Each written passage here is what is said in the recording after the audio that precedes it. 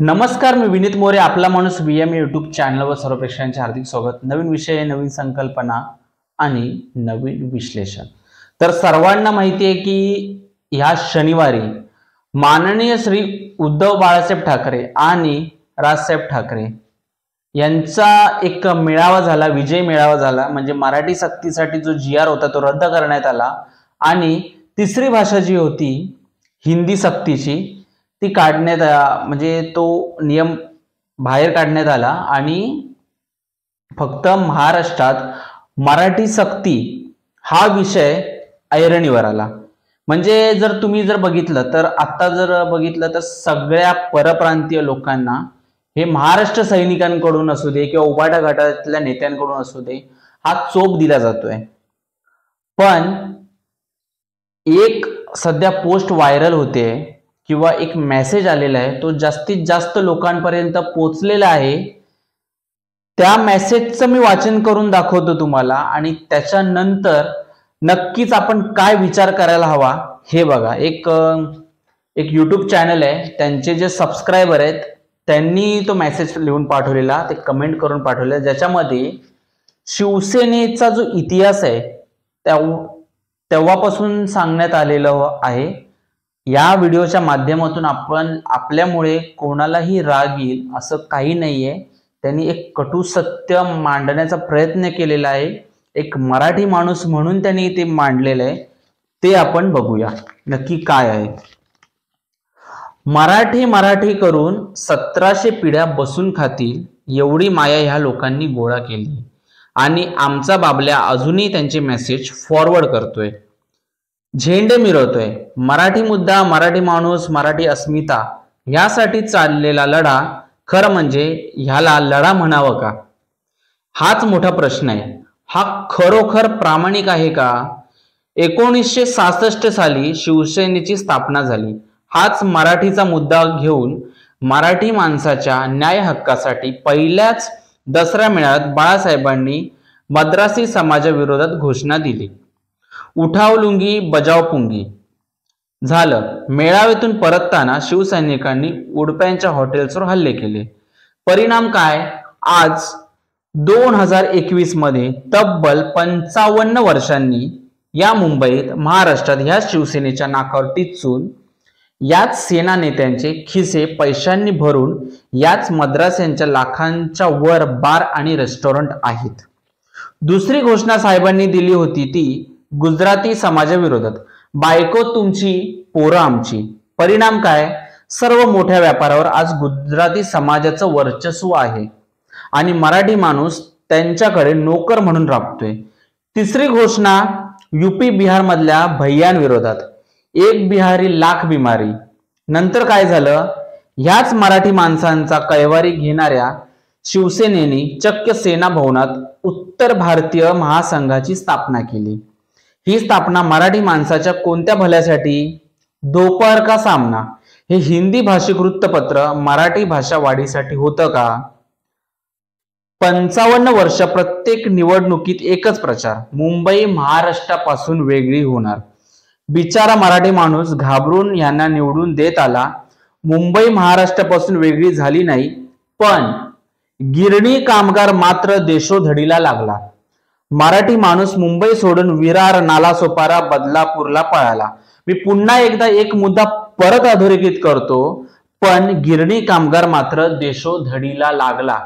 मी सुद्धा एका गिरणी कामगाराचा मुलगा आहे आणि माझी व्यथा काय ही वेगळी सांगण्याची गरज नाही, कारण अशा कित्येक लोकांना सरकारी नोकऱ्या मिळालेल्या आहेत, त्यांना उद्योजक बनवण्यात आलेले आहे, त्यांना मदत करण्यात आलेली आहे. पण गिरणी कामगारांना अजून त्यांची हक्काची घरं मिळालेली नाहीयेत.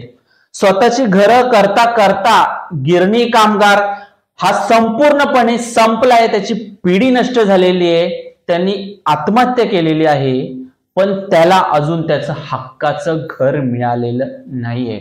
आणि त्याला जर आता स्वतःच्या हक्काचं घर पाहिजे तर त्याला जवळजवळ 7 ते 10 लाख रुपये हे भरावे लागणार आहेत. त्याच्यानंतरच त्याला त्याचं 1 BHK घर मिळणार आहे. राजा होता गिरणी कामगार, पण ह्या राजाला प्रजा बनवून टाकलं, देशोधडीला लावलं आणि गिरणी कामगार हा भिकारी झाला. त्याच्यानंतर अजून पुढे एक आहे, ते सुद्धा मी तुम्हाला वाचून दाखवतो. परप्रांतीय मात्र ह्याच मुंबईत नुसता स्थिरावलाच नाही तर मजबूत झाला. मग वाघासारखी सेना असताना हे सर्व का थांबवू शकली नाही. पुढे तोच मराठीचा मुद्दा घेऊन राज ठाकरे साहेबांनी 2006 मध्ये मनसेची स्थापना केली. आता 15 वर्ष झाली, मराठीची परिस्थिती तीच, उलट अजून बिकटच झाली. का नाही या दोन्ही पक्ष प्रमुखांनी मराठी तरुणांना व्यवसायात उतरण्यासाठी नीट मार्गदर्शन केलं. का मराठी मुलांना हे नेते गुंडगिरी करायला लावतात. मराठी तरुण मार्गाला लागणं हे या दोनही पक्षांना परवडणार नाही, हेच या मागील सत्य आहे. मराठी मुद्दा निकालात निघाला तर या दोनही पक्षांकडे कोणताच मुद्दा शिल्लक राहिलेला नसणार, हेही एक सत्यच आहे. आज मुंबई मधली एकही बाजारपेठ अशी नाही की जिथे मराठी माणसाचं वर्चस्व आहे. मराठीसाठी गळा काढणारे हे कुटुंब एकही मराठी शाळा वाचवू शकले नाही. दुकानांवरच्या पाट्या मराठीत लावाव्यात म्हणून आंदोलन करणाऱ्यांच्या मुलांच्या साखरपुड्यांची आमंत्रण पत्रिका इंग्रजीत छापतात. एक शहर म्हणून तेथील नागरिकांना लागणाऱ्या गरजेच्या वस्तूंचा पुरवठादार हा आज 95% परप्रांतीय आहे आणि केवळ त्यांच्यामुळेच आज मराठी माणसं आपले सण साजरे करतायत, आपल्या पोटासाठी लागणारं अन्न धान्य खरेदी करतायत. कारण ह्या सर्व प्रकारच्या वस्तूंचा पुरवठा करण्यास मराठी माणूस पूर्णपणे असमर्थ आहे. आजचा मराठी तरुण नक्की काय करतोय. एक वर्ग जो हुशार आहे, उच्च शिक्षित आहे, तो उठतो परदेशात जातो. दुसरा वर्ग जो मध्यम शिकलेला आहे तो ह्याच परप्रांतीयांकडे नोकरी करतो. त्यातलाच काही वर्ग हा ह्याच कुटुंबाची गुलामी करतोय. बाकी फार मोठा वर्ग या दोन्ही पक्षांच्या कार्यालयात आपला अमूल्य वेळ वाया घालवतोय, तर अनेक तरुण दारू पिण्यात व्यस्त आहेत.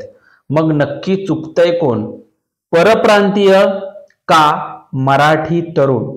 पण बेरोजगार मराठी मुलांचा वापर दोन्ही नेते आपलं दुकान मात्र मस्त चालवत आहेत आणि इतरही पक्ष हेच करत आहेत. हेच विदारक सत्य आहे आणि हे कटू सत्य आहे. हे प्रत्येकाने, प्रत्येक पक्षाने, प्रत्येक पक्षातील मराठी तरुणांनी, मराठी नेत्यांनी, मराठी कार्यकर्त्यांनी विचार करणं गरजेचं आहे. कारण तुमच्या माझ्यासारखा मराठी तरुण ज्याच्यामध्ये कर्तृत्व आहे, काहीतरी करण्याची जिद्द आहे, पण तो आर्थिकदृष्ट्या सक्षम नसल्यामुळे तो मागे पडत चाललेला आहे. आणि मला एक फक्त विचारायचं आहे की जर आपण एखाद्या कुत्र्याला शिकार करायला लावली, हाडहाड करून तो किती शिकार करणार. पण मला विचारायचंय अजून एक की एखादा परप्रांतीय अमराठी, त्याला जर मराठी शिकायची इच्छाच नसेल तर तुम्ही त्याला कितीही मारा, तो मराठी शिकणार नाही.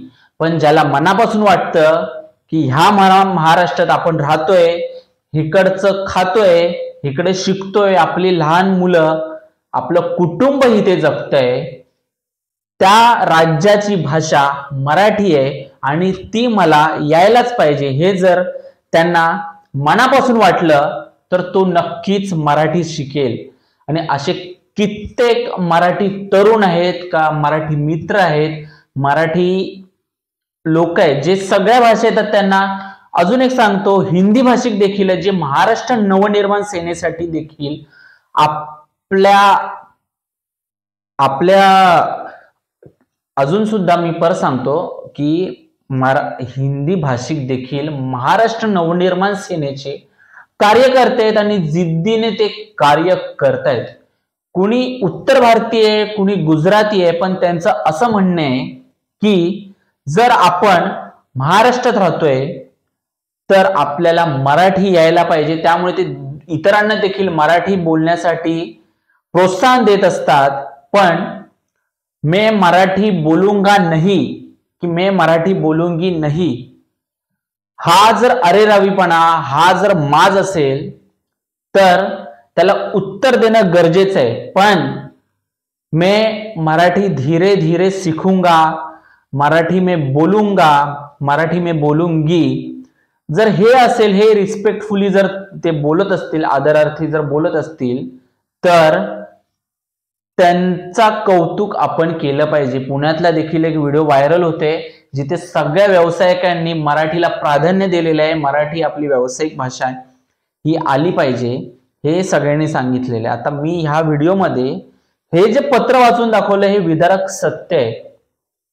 कारण आपल्याला जर यशस्वी बनायचंय, आपल्याला जर यशस्वी बनायचंय, मराठी तरुणांना जर यशस्वी बनायचंय, किंवा आपल्या नेत्यांना असं वाटत असेल की मराठी तरुण यशस्वी झाले पाहिजेत, तर त्यांना व्यवसायात उतरवणं तितकंच गरजेचं आहे. त्यांना प्रोत्साहन देणं गरजेचं आहे. त्यांना आर्थिकदृष्ट्या सक्षम करणं गरजेचं आहे. एक कटू सत्य मी तुम्हाला सांगतो की आपण मराठी मराठी मराठी असं बोंबलतो, पण त्याच मराठी मुलांना, त्याच मराठी तरुणांना घरातून, बाहेरून आणि आपल्या जवळच्या लोकांकडून खरंच मदत मिळते का, ह्याचा विचार करणं देखील तितकंच गरजेचं आहे. या चॅनलसाठी जे कष्ट घ्यावे लागतायत, जी मेहनत घ्यावी लागते आणि त्याच्यासाठी जो खर्च, आपला वेळ किंवा वस्तू असतील, काही असेल, कारण तुमच्यापर्यंत सगळ्या गोष्टी पोहोचणं खूप महत्वाचं आहे. पण त्यासाठी देखील जर आपल्याला काय पाहिजे असेल, त्यासाठी खूप लोकांनी आपल्याला, त्यांना जशी जमेल तशी मदत केली आहे. त्याच्यामुळेच हा चॅनल आज उभा राहिलेला आहे आणि मी स्वतः उभा राहिलेलो आहे. पण आज जर मी थांबलो तर उद्या चॅनल थांबेल, आणि उद्या चॅनल थांबला तर सगळ्या गोष्टी ज्या आपल्याला लोकांपर्यंत पोहोचवायच्यात, चांगल्या गोष्टी लोकांपर्यंत पोहोचवायच्यात, आणि आपल्या मराठी तरुणांना, मराठी उद्योजकांना, मराठी कलाकारांना त्यांचा संघर्ष लोकांपर्यंत पोहोचवायचा असेल, तर त्यासाठी हे आयुष्य, ही वेळ खर्ची घालावी लागेल. आणि तरच तुमच्यापर्यंत चांगले विषय पोहोचतील.